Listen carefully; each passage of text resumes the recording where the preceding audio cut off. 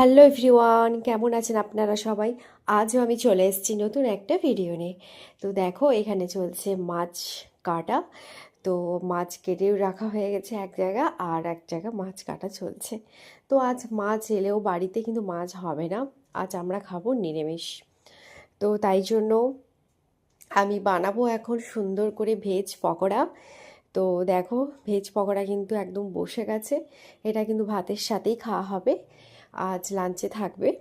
তো ভেজ পকোড়া বানানোর জন্য আমি নিয়েছি কি বলো তো, একটু গাজর, বিনস, আর তার সাথে রয়েছে বাঁধাকপি, কাঁচা লঙ্কা, অল্প করে একটু ফুলকপি রয়েছে, আর বেসন, নুন, হলুদ। ব্যাস, ভালো করে কিন্তু মেখেছি জিনিসটা।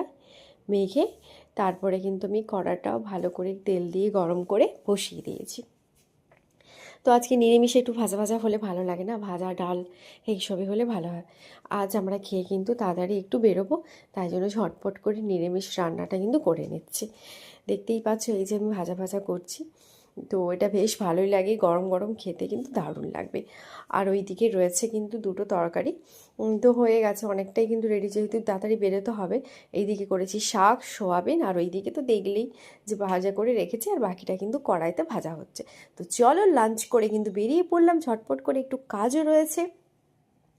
তো কাজও করব, তার সাথে কিন্তু কেনাকাটাও কিছু রয়েছে সামান্য।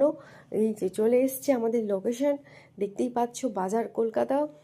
তো বাজার কলকাতায় চলে যাব, দিয়ে দেখছি কিন্তু প্রচুর কালেকশান এসছে, মানে ঠান্ডার প্রচুর প্রচুর কালেকশান। তো এখান থেকে কিন্তু আমি অনেকবার কেনাকাটা করেছি।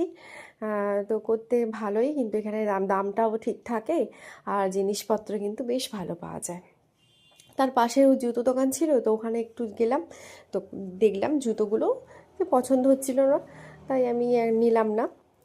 তো পরে একটা নেব অন্য একটা জায়গা থেকে। তো চলো, আজ এখানেই, টাটা।